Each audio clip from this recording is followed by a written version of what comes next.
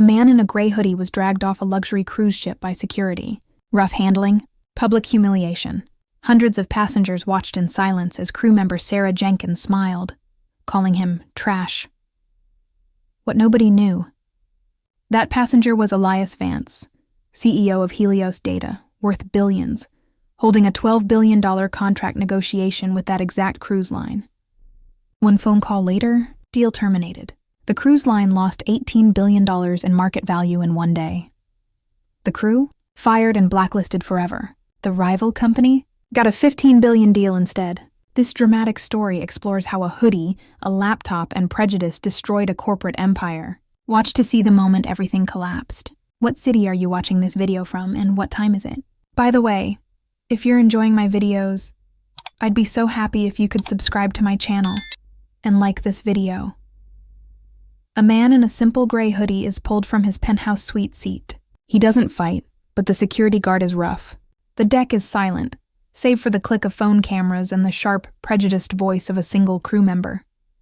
They dragged him off the ship like a criminal, humiliating him in front of hundreds. What they didn't know was that this non-compliant passenger was holding the fate of their entire cruise line in his hands. By the next morning, that one act of prejudice wouldn't just be a PR scandal. It would be a multi-billion-dollar catastrophe. The World Cruise Center at the Port of Los Angeles was a cathedral of human hurry. Sunlight, fractured by the immense sloping glass ceiling, cast long dramatic shadows across the polished floors.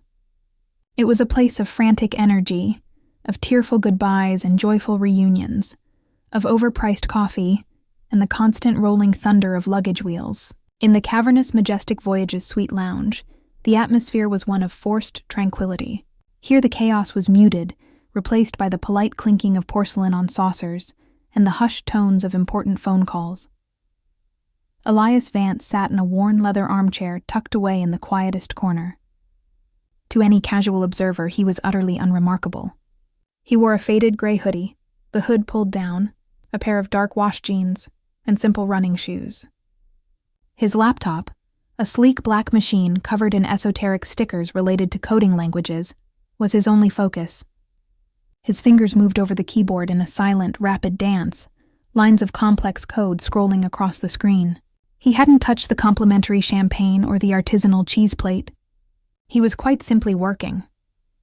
At 37, Elias was what the tech world called a ghost.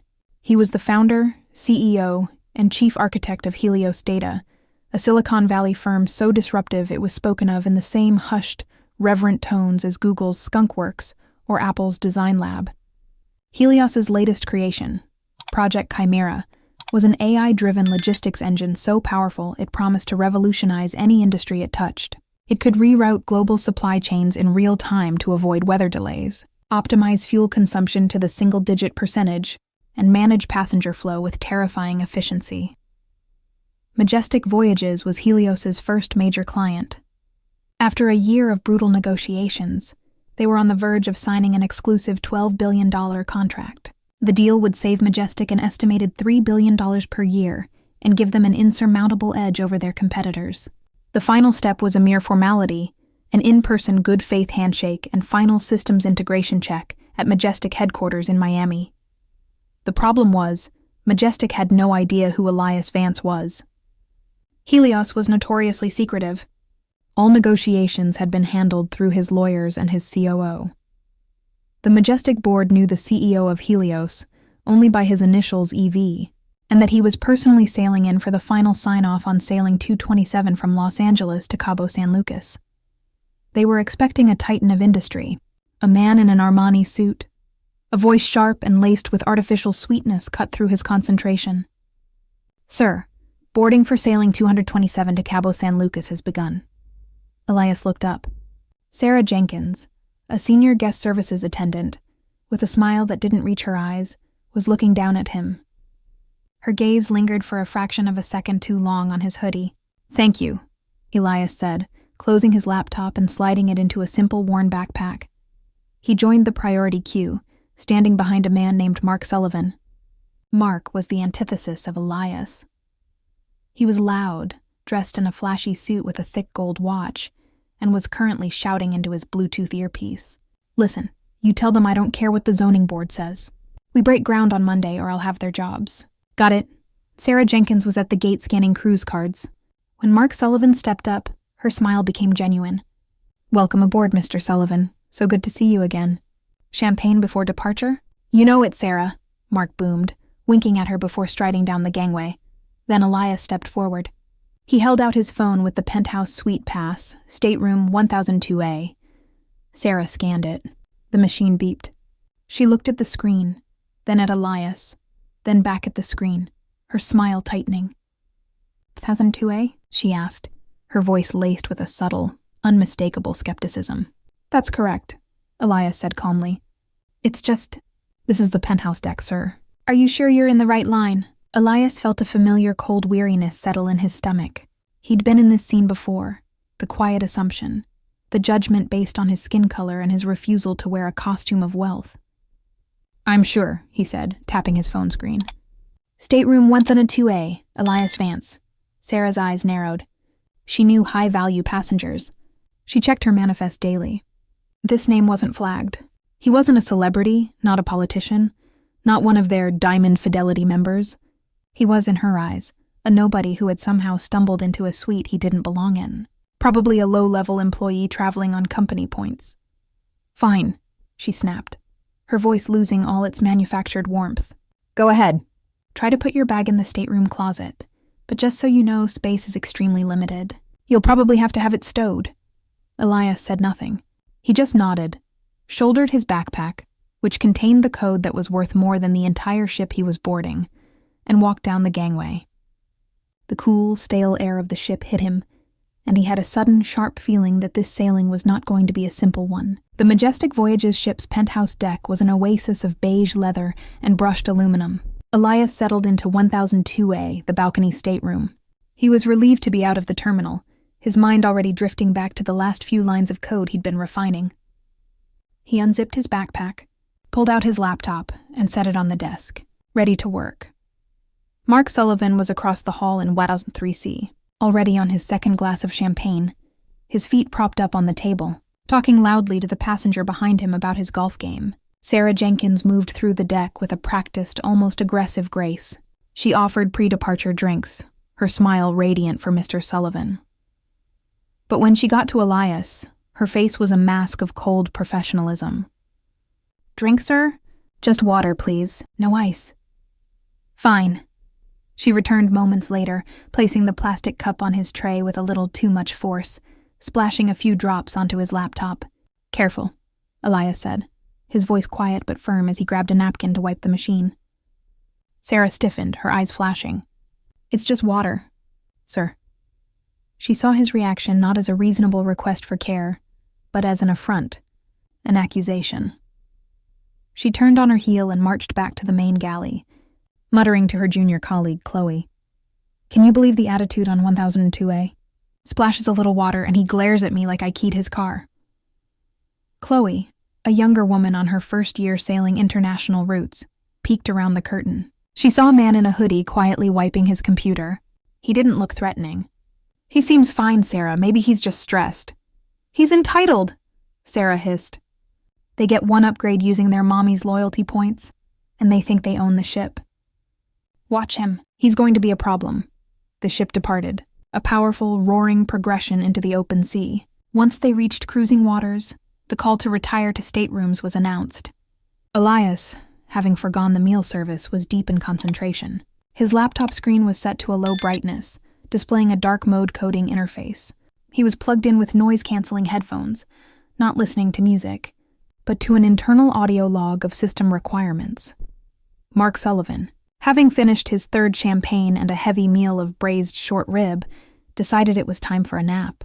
He reclined his seat fully, adjusted his eye mask, and let out a huff of annoyance. He flagged down Sarah as she passed. "Sarah, darling," he whispered loud enough for the first few rows to hear. "This gentleman," he gestured across the hall at Elias. "His screen, it's distracting. The glare, it's giving me a migraine." Sarah looked at Elias. His screen was dim, facing away from Mark, and the deck lights were still fully illuminated. The complaint was, by any objective measure, absurd. But Sarah didn't see it that way. She saw her high-value, familiar passenger, Mr. Sullivan, being inconvenienced by the man in the hoodie she had already decided was a problem. This was her chance to assert her authority. She marched over to Elias's stateroom. She did not tap his shoulder. She rapped her knuckles hard on the plastic wall of his suite right next to his head. Elias jumped, yanking his headphones off. "Yes, is something wrong?" "Sir, you're going to have to turn that off," Sarah commanded. Her voice was no longer polite. It was hard, authoritative, and loud. Elias was bewildered. Turn what off? My laptop?" "Yes, your laptop. The screen is bothering other passengers." Elias glanced across the hall. Mark Sullivan had his eye mask on, pretending to be asleep, a small smirk playing on his lips. "My screen?" Elias replied, keeping his voice low. "The lounge lights are on, and my brightness is at its lowest setting. I'm not watching a movie. I'm working. I don't care what you're doing, sir. A passenger has complained. You need to put it away now."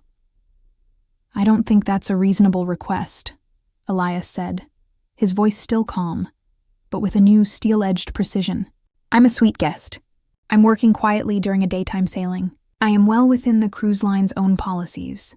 This was for Sarah the ultimate challenge. He wasn't just refusing, he was quoting policy. He was questioning her. "Sir," she said, her voice rising, "I am the lead guest services attendant on this ship. My instructions are a matter of safety and passenger comfort. I am not asking you. I am telling you.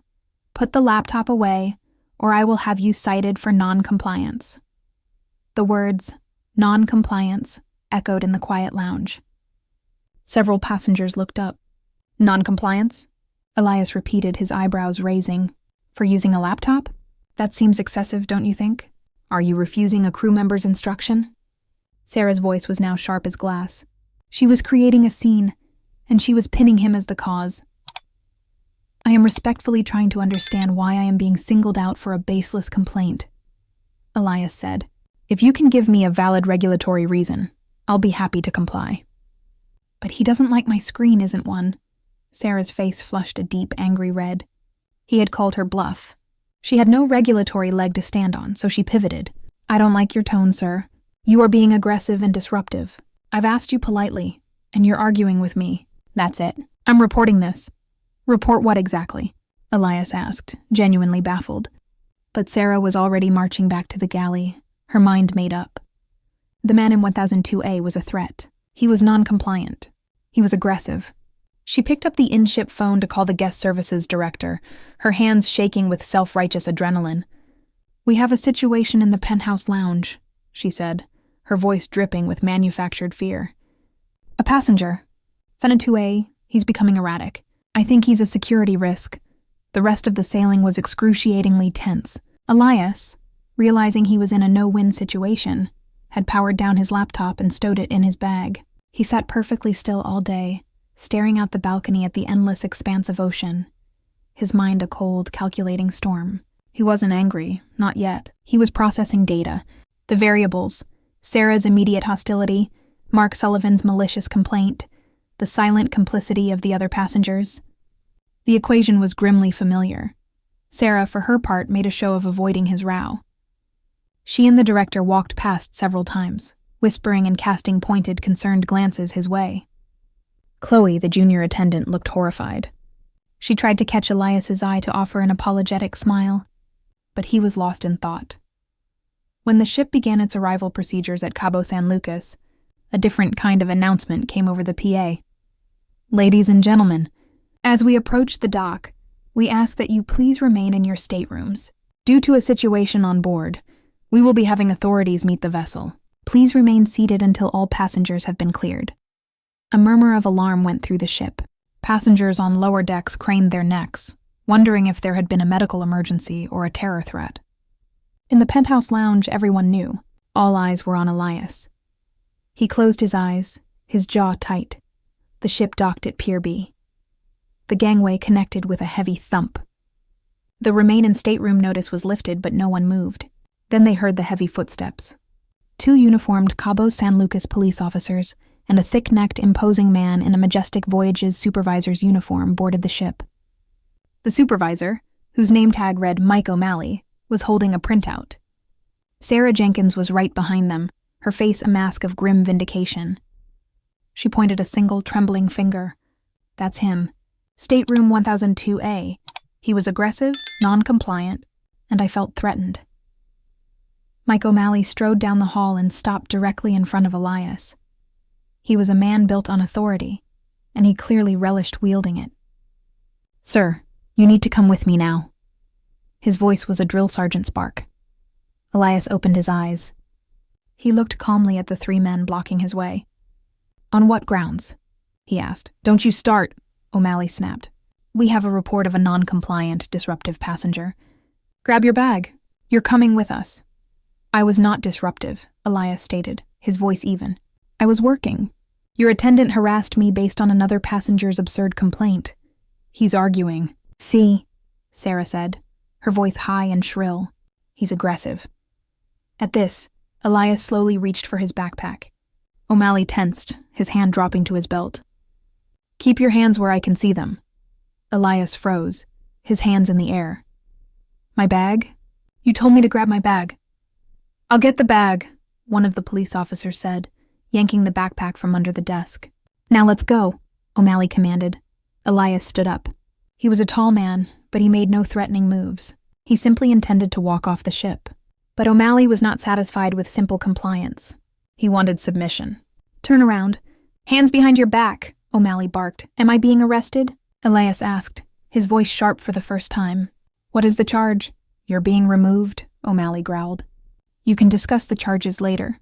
"Turn around. I will not. I am walking off this ship, but I am not being put in handcuffs. I have done nothing wrong." This was all the excuse O'Malley needed. "He's resisting!" Before Elias could react, O'Malley grabbed his left arm in a painful twist. The second police officer grabbed his right. They were not gentle. They were making an example of him. "You don't have to do this," Elias said. His voice strained as his arm was wrenched behind him. "Stop resisting!" O'Malley yelled, though Elias was only trying to maintain his balance. The other passengers were dead silent. Phones, however, had emerged. In the nearby suites, screens were held aloft, their small red record lights glowing. They recorded the entire brutal spectacle. They recorded Mark Sullivan peering over his balcony, a smug, satisfied look on his face. They recorded Sarah Jenkins standing by the galley, her arms crossed, watching her problem be solved. They recorded as O'Malley and the officers, with unnecessary, degrading force, shoved Elias forward. He stumbled. They yanked him back up. They didn't just escort him. They dragged him. They manhandled him down the narrow hallway, his shoulder banging into the walls. His hoodie was pulled awry. His backpack was dragged on the floor by the other officer. His dignity was being systematically stripped from him in front of a ship full of silent witnesses. As he was hauled through the galley, he made eye contact with Chloe. Her face was pale, her eyes wide with terror, tears welling. She looked like she wanted to speak, to scream, but she was frozen, a tiny cog in a machine of prejudice. They shoved him onto the gangway, the doors closing behind him. And the last thing the passengers of sailing 227 heard was Mike O'Malley's voice echoing in the tunnel. "You want to be a smart ass, huh? We'll see how smart you are in a holding cell." The ship was silent for a long moment. Then Mark Sullivan broke the silence. He raised his plastic water bottle. "Sarah, darling," he called out. "Thank you for your service. You deserve a bonus for taking out the trash." Sarah, to her eternal shame, smiled. Elias was detained in a windowless, beige-painted room in the port security substation for 4 hours. The officers who had removed him filed their report, heavily influenced by O'Malley's and Sarah's statements. Subject was belligerent, refused multiple crew instructions, became aggressive. Removal was necessary for the safety of the sailing. Elias sat on a hard plastic bench, his fury now a block of ice in his chest. He was methodical. He refused to answer any questions without legal counsel. He made one call, not to a flashy corporate lawyer, but to his oldest friend, a razor-sharp civil rights attorney from the ACLU. After 4 hours of bureaucratic nonsense with no actual charges to file, as being annoying to a crew member was not a federal crime, they were forced to let him go. An officer shoved his backpack at him. "You're lucky we're not charging you with interference," the officer grumbled. Elias shouldered his bag, walked out of the substation, and into the main terminal. He pulled out his phone. It had exploded. A dozen different videos of his removal, filmed from every conceivable angle, were already on X, formerly Twitter, TikTok, and Instagram. The hashtags Bunmarsh cruising while black, Ans majestic shame, and justice for 102A were trending worldwide. The clips were horrifyingly clear. They showed his calm questioning. They showed Sarah's escalating hostility. They showed O'Malley's immediate, unprovoked aggression. The most damning clip, filmed from a nearby suite, had perfect audio. It captured Mark Sullivan's initial complaint about the glare and his final triumphant taking out the trash comment. It also captured Sarah's smile. The internet had already identified Sarah Jenkins, Mike O'Malley, and Mark Sullivan. Their full names, their jobs, their social media profiles were being blasted across the web. Then Elias saw the official statement from Majestic Voyages, posted just 30 minutes earlier. Majestic Voyages is aware of an incident on sailing 227 from Los Angeles to Cabo San Lucas, resulting in the removal of a non-compliant passenger. Safety and security are our top priorities, and we do not tolerate any disruption to our operations or any threat to our crew and passengers. We are investigating the incident. Non-compliant passenger. Threat to our crew. They were doubling down. They were backing Sarah. Elias stood in the middle of the bustling terminal, invisible again. He read the statement, and the ice block in his chest began to burn. They hadn't just humiliated him. They had lied about him. They had branded him a threat. He opened his own phone. He sent one single text message to his chief operating officer. Cancel the 9 a.m. meeting with Harrison. Terminate the Project Chimera negotiations. Send the standard notification of breach of conduct and clear my schedule. I'm calling our contacts at Summit. He then opened his laptop, connected to the port's public Wi-Fi, and in a keystroke, transferred his entire massive personal and corporate holdings out of the financial institutions that partnered with Majestic Voyages. It was a digital tremor, a quiet shifting of tectonic plates. The earthquake would hit in the morning. He closed the laptop, put it back in his bag, and walked out of the port, hailing a simple taxi to a downtown hotel. He didn't check into the penthouse. He got a standard room, ordered a club sandwich, and watched the city lights come on. The storm had begun. At 6 a.m. Eastern Time, the Majestic Tower, the cruise line's sprawling corporate headquarters in Miami, was already in chaos. David Harrison, the CEO of Majestic Voyages, was a man who lived by the stock ticker. When he woke up, he didn't check the weather. He checked the pre-market trading. This morning, he choked on his first sip of coffee. Majestic, ticker MJS, was down. It wasn't just down. It was falling. 8%, 10%, 12% in pre-market. A catastrophic, inexplicable plunge. He stormed into his office, his assistant running behind him. What the hell is going on? Did a ship go down? Did we miss an SEC filing? No, sir, his assistant, a young, perpetually terrified man named Ben, stammered. It's a video from sailing 227 yesterday. A video? A video is costing us $8 billion in market cap? Harrison roared. Ben quickly queued up the Majestic Shame hashtag on the boardroom's main screen. Harrison watched, his face draining of all color. He saw the quiet black man. He saw Sarah Jenkins' sneer. He saw Mike O'Malley's thuggery. He heard Mark Sullivan's trash comment. Get me PR, get me legal. Get me the manifest for 227, Harrison screamed. Who was that passenger? And find me Sarah Jenkins and Mike O'Malley. I want them fired before the market opens. We're trying, sir, Ben said, his hands shaking. The PR team issued a standard statement last night, but it seems to have made things worse. Non-compliant passenger? Harrison read the statement aloud, his voice trembling with rage. Are you insane? He looks like a hostage. He's the calmest person in the video. Fire the person who wrote this. Fire everyone! An emergency board meeting was called for 7 a.m. The room was filled with grim-faced executives in expensive suits, all watching the stock ticker bleed red. We can fix this, Harrison said, trying to project a calm he did not feel. We'll issue a full-throated apology. We'll fire the employees. We'll give the passenger a lifetime of free cruises. We'll make a donation. This is a PR crisis, but it is manageable. His board members looked unconvinced. The scale of the backlash was unprecedented. David, said a board member, the problem is larger than the video. The call volume at reservations has dropped 60%. We have a corporate boycott movement trending in 3 countries. This is bad. It doesn't matter. Harrison slammed his fist on the mahogany table. It doesn't matter. In 2 hours, none of this will mean a thing. At 9 a.m., we have the final handshake with Helios Data. The CEO, this EV character, is coming in to sign the Project Chimera contract. When that news hits the wire, our stock will not just recover, it will soar. This $12 billion deal is the only thing that matters today. This unfortunate incident will be a footnote. He leaned back, breathing heavily. Project Chimera was his baby. It was his legacy. It would save them. Ben, he barked at his assistant. Confirm the 9 a.m. Make sure the car is waiting for Mr. EV at the hotel. Send up the champagne, the good stuff. Get it done. Ben nodded, but his face was sheet white. Sir, about that, I got an email 15 minutes ago from Helios's legal department. An email? Harrison scoffed. What, are they adding a comma? Just read it, sir. It's a termination notice. The room went utterly, profoundly silent. The only sound was the hum of the ventilation system. What did you say? Harrison whispered. Ben, trembling, read from his tablet. Pursuant to Section 4B of the Preliminary Agreement, conduct unbecoming.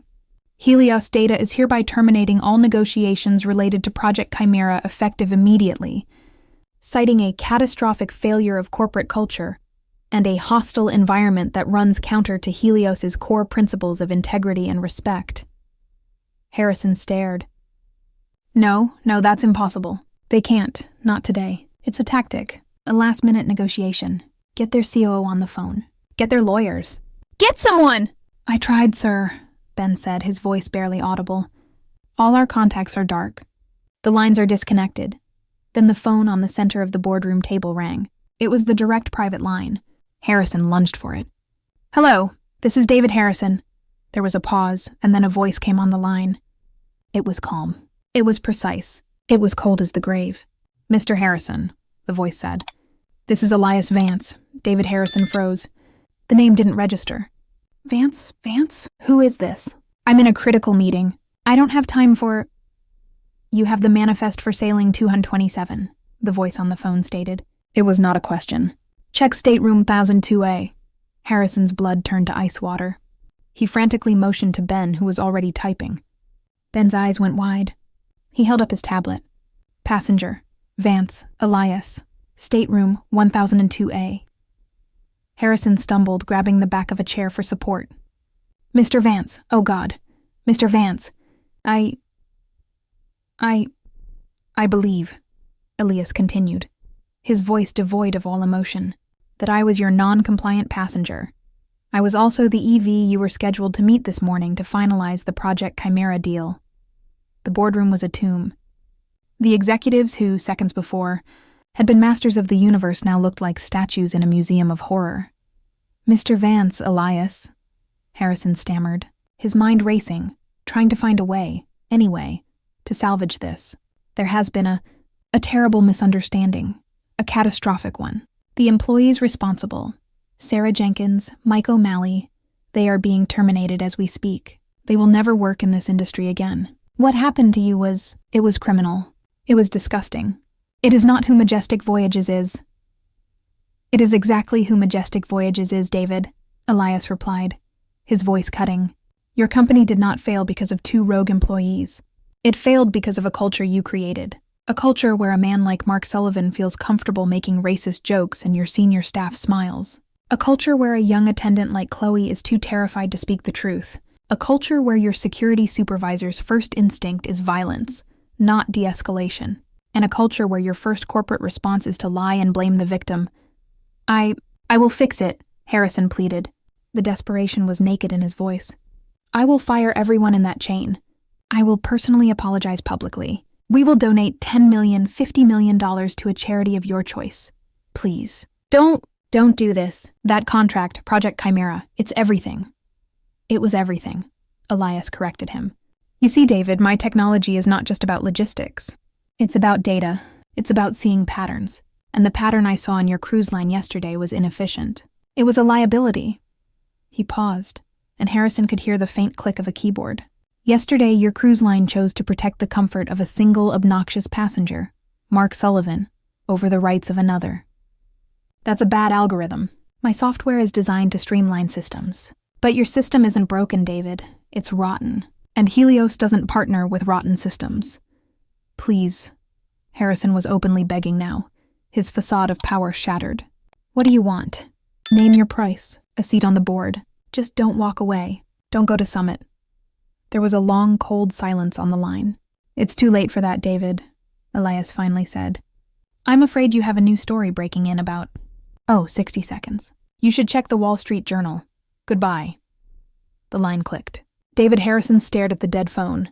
What did he mean? Ben's tablet pinged. He read the headline, his voice an aerial whisper. The Wall Street Journal. Helios scraps 12B Project Chimera deal with Majestic Voyages. CITES discriminatory incident involving CEO Elias Vance.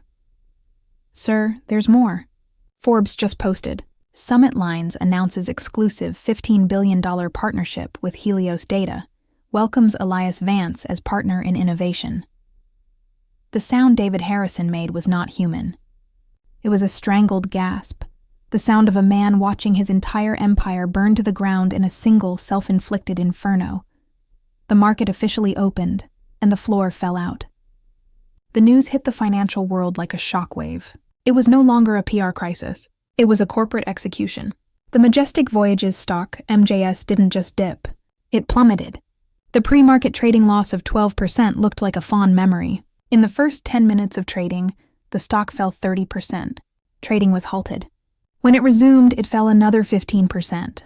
By noon, Majestic Voyages had lost over $18 billion in market capitalization. The unfortunate incident with the man in the hoodie had vaporized nearly half the company's value. The hard karma was swift and merciless. David Harrison was fired by his own board by 4 p.m. His legacy was a single day's trading record that would be taught in business schools for decades as the single most expensive act of prejudice in corporate history. Sarah Jenkins was fired, of course, but her problems were just beginning. Her face was everywhere. The poster child for Cruise Karen, she was doxxed, harassed, and completely unemployable. She lost her apartment within a month and was last seen waitressing at a remote truck stop diner, her smile now genuine and broken. Mike O'Malley was also fired, and the Port Authority opened an internal investigation into his conduct. It was discovered he had 22 prior complaints of excessive force. He was stripped of his credentials and faced a civil lawsuit from Elias Vance, not for money, but to ensure he could never carry a badge or a position of authority again. Mark Sullivan's karma was just as precise. His company, Sullivan Realty, was identified. His clients, many of whom were minority investors or ran diverse companies, began pulling their contracts en masse. His 7-figure deal evaporated. He was forced by his partners to resign from the company he had built. He lost his reputation, his business, and his high-value status overnight. Even the cruise line itself was crippled. Summit Lines, now powered by the revolutionary Project Chimera, began dominating every route.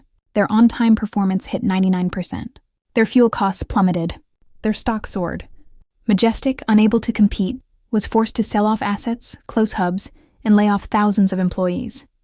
A tragic ripple effect that started with a single hateful assumption in Suite 1002.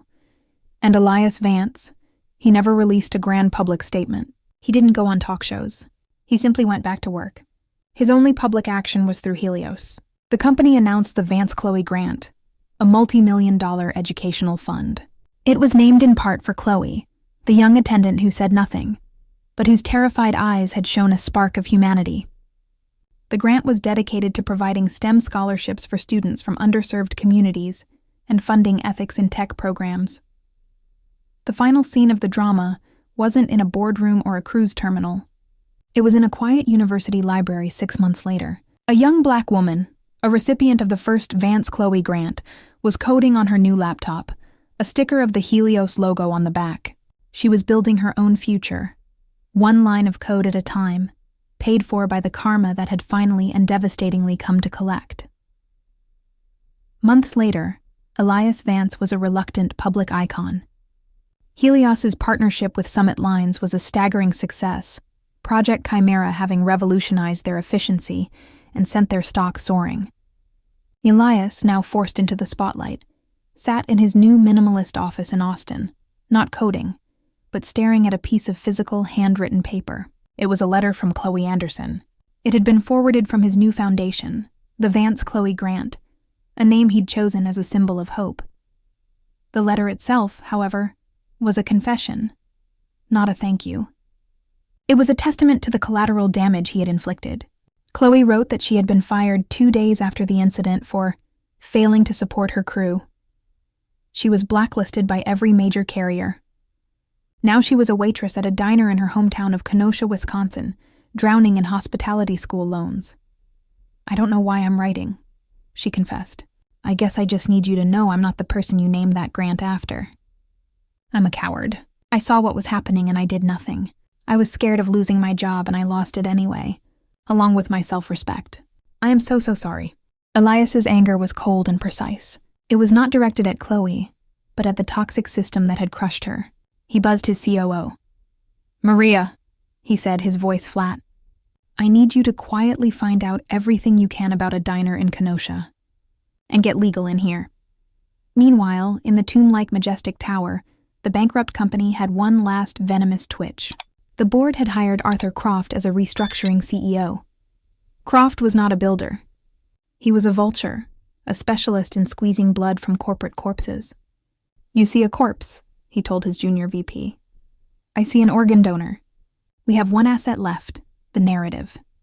His plan was audacious, born of pure cynicism. Sue Elias Vance and Helios Data for $20 billion, claiming tortious interference. The strategy: create a new, false narrative that Elias Vance had staged the entire incident, provoking the crew and getting himself removed, all as a pretext to break his contract and flip his technology to Summit. "I don't care what I think," Croft hissed, pacing the empty boardroom. "I care what a jury of pissed-off, unemployed former cruise line workers can be persuaded to believe. Vance is a coastal tech billionaire. We are, or were, Midwest jobs. This isn't a case. It's a crusade. It's insane," his VP said. The videos show nothing," Croft snapped. "They show a crew member doing her job and a passenger refusing to comply. We just need one witness, one to flip, one to plant the seed of doubt." He identified his target, sliding a photo across the table. Chloe Anderson. Fired, broke, living with her parents. She's desperate. And desperate people don't care about the truth. They care about survival. He picked up his phone. "Get me Ethan Shaw. Tell him to pack an overnight bag and a very large checkbook. I want him in Kenosha by dinner." The Pit Stop Diner off I-94 was where Chloe Anderson was finishing a double shift, her feet aching, her bright attendant smile long dead. The bell over the door jingled, and a man in a suit so expensive it looked flammable sat at her counter. "Chloe Anderson?" the man asked. His voice was smooth and friendly. "Who's asking?" "My name is Ethan Shaw." He claimed to represent a consortium of unjustly terminated Majestic employees. He leaned in, his voice dropping. "What if I told you we have reason to believe the entire incident on Sailing 227 was a setup? That Elias Vance is not a victim but a predator? That he provoked your crew knowing it would create a scene?" Chloe was horrified. That's not what happened." He was quiet. "Sarah was the one. Sarah was stressed." Shaw cut in smoothly. "Your memory might be foggy. You were new. It was confusing." He slid a thick manila envelope across the counter. "Perhaps this will help jog it." Chloe's hands trembled as she opened the clasp. Inside was not a legal document. It was a cashier's check payable to Chloe Anderson. The sum, $250,000. She gasped, her hand flying to her mouth. It was a life-changing, breathtaking amount of money. It was her loans paid off. It was a new start. It was an escape. What is this?" she whispered. "That's a signing bonus," Shaw said, "for joining our class action lawsuit as a key witness. All you have to do is sign this." He produced a second document, an affidavit, a corrected statement of events. "We've already prepared it based on what we believe the truth to be. Just sign it and that money is yours. This was a lie, a monstrous soul-destroying lie, and if I don't," she whispered. Shaw's friendly mask evaporated. His smile became a thin, cruel line. "If you don't, well, then you're not a victim of Majestic, are you? You're complicit. A good prosecutor could argue you were part of the conspiracy. Your blacklisting will look like a vacation. I can make sure you're not just serving coffee, Chloe. I can make sure you're making it in a prison commissary." He stood, dropping the affidavit next to the check. "You're a coward, Chloe. I read your file. I'm not asking you to be brave. I'm paying you to be smart. You have 24 hours. He walked out. Chloe sank onto a stool, her legs giving out, staring at the $250,000 check and the stack of lies. In Austin, Elias Vance watched the entire confrontation on a high-resolution live feed.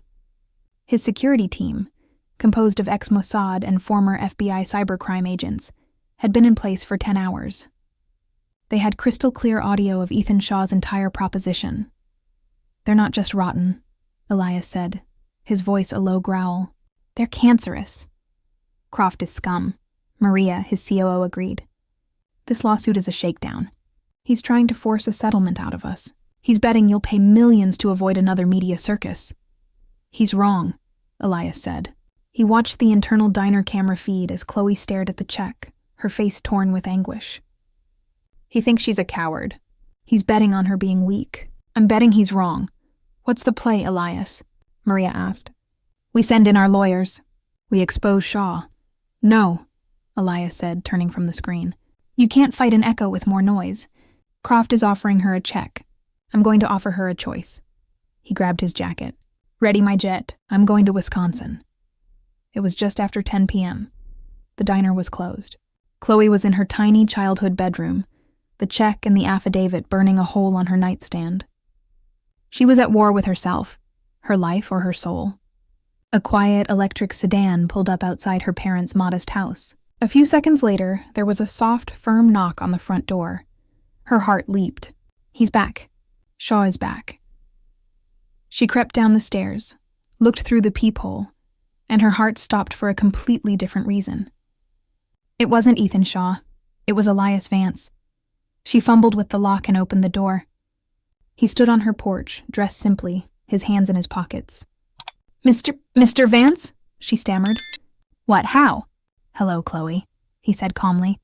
"I got your letter. May I come in?" She led him wordlessly to the small, dark living room. "How did you find me?" she whispered. "It wasn't hard," he said. "I came because I know about Mr. Shaw, the $250,000, the affidavit." Chloe's head snapped up, her eyes wide with a new terror. You know?" "I know," Elias said, his voice kind but firm. "They're doing to you exactly what they did to me, Chloe. They're trying to pin a false narrative on you. They're trying to buy your voice, and if they can't buy it, they'll destroy it. That check on your nightstand, it's a bribe, but it's also a prison. You take it and they own you. You're their lie. You'll never be free." "But he threatened me," she cried, the words tumbling out. "He said he'd ruin me. He'd put me in jail. I can't fight them. Mr. Vance, I'm just a waitress." "You're not, though," Elias said, his voice hardening just a fraction. "You're the one person who was in that galley who knows the unquestionable truth." Sarah was angry. I was calm. "Croft isn't afraid of your lies, Chloe. He's terrified of your truth." He stood and walked to the front door, then turned. "Arthur Croft is holding a press conference in Chicago tomorrow morning. He's going to announce his lawsuit and claim he has a whistleblower. You." He looked at her, his expression unreadable.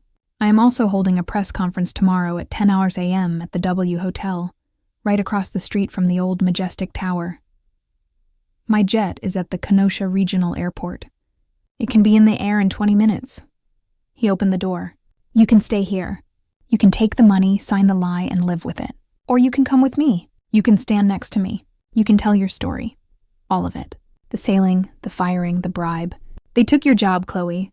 They took your security. Don't let them take your name, too. You're not a coward.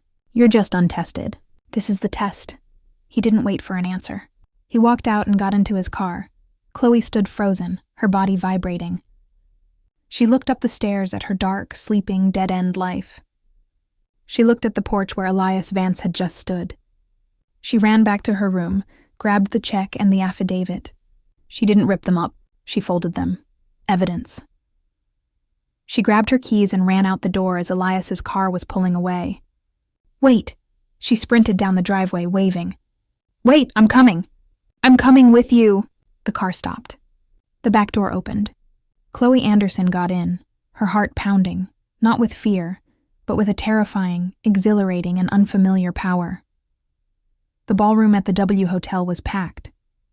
The press had been called for an emergency Helios announcement regarding majestic voyages. Across the street, Arthur Croft, setting up his own presser, was completely blindsided. He and his team watched the live feed on a monitor, their faces pale. Elias Vance walked to the podium. "Good morning. 6 months ago, I was a passenger on Majestic Sailing 227. What happened on that sailing was a failure of culture, and that culture had its consequences. Today, the remnants of that failed company, led by Mr. Arthur Croft, have attempted to rewrite history. They are filing a frivolous and defamatory lawsuit claiming I staged the incident. Their entire case is built on a single coerced witness. They believe they can buy and bully the truth. They are wrong." He turned. "I'd like to introduce you to that witness. Her name is Chloe Anderson. She was the junior attendant on Sailing 227. A door opened. Chloe walked out. She was in a simple professional dress. She was terrified, but she walked to the podium. Croft, watching the feed, screamed, "No! No, Shaw said he had her." Chloe gripped the podium. "My name is Chloe Anderson," she began, her voice trembling, then steadying. "I was there. I was in the galley." Elias Vance was polite. He was quiet. He was harassed by my senior crew. What happened to him was wrong. She then pulled the items from her pocket. "And yesterday, a lawyer from Majestic's new leadership, Ethan Shaw, came to my workplace. He threatened me. He offered me this." She held up the cashier's check. The cameras zoomed in. "Pay to the order of Chloe Anderson, $250,000. "This was a bribe," Chloe said, her voice ringing with clarity and power. "It was payment to sign this. A false affidavit full of lies, claiming Mr. Vance was the aggressor. They were paying me to destroy an innocent man's reputation. I was a coward on that sailing. I stayed silent. But I will not be silent anymore. This is the real Majestic Voyages. It's a company built on bullies and liars." She placed the check and the affidavit on the podium. The room exploded in a flash of cameras. Across the street, Croft's world dissolved. The bankruptcy judge who had been watching the press conference called. The line was open for 1 second. The judge said, "You're done, Mr. Croft. It's over. Liquidation now." The line went dead. On the stage, Chloe Anderson stepped back, breathing heavily. Elias Vance stepped up and put a hand gently on her shoulder. "Ms. Anderson will not be taking questions," he said. "She will, however, be starting a new job on Monday as the first-ever executive director of the Vance-Chloe Grant, where she will oversee a $50 million fund dedicated to providing ethical training and career placement for service industry whistleblowers." He looked into the camera, his cold anger now replaced with a quiet final resolution. "The echo of Majestic Voyages is now silent. This ends today. They thought he was just a passenger. They thought he was a problem. They thought they could dispose of a man in a hoodie, unaware that they were throwing away their entire future. The incident on Sailing 227 wasn't just an act of prejudice. It was a billion-dollar mistake. It shows us that in our modern world, respect isn't just a virtue, it's a valuation. The highest price a company can pay is the cost of its own bigotry. Thank you so much for listening. This story is a reminder that you never, ever know who you're talking to. What did you think of Sarah's and Mark's ultimate karma? Let me know in the comments below. And if you love stories where arrogance and prejudice get the justice they deserve, make sure to like this video, share it with your friends, and hit that subscribe button. Don't forget to ring the bell so you never miss a single story. Thanks again, and we'll see you in the next one.